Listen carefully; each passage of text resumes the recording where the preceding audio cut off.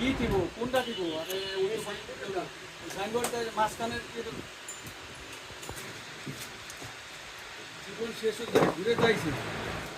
আল্লাহ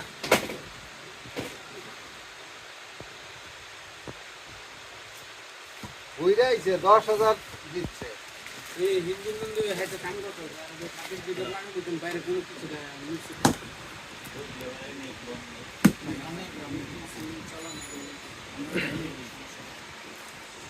গ্রামীণ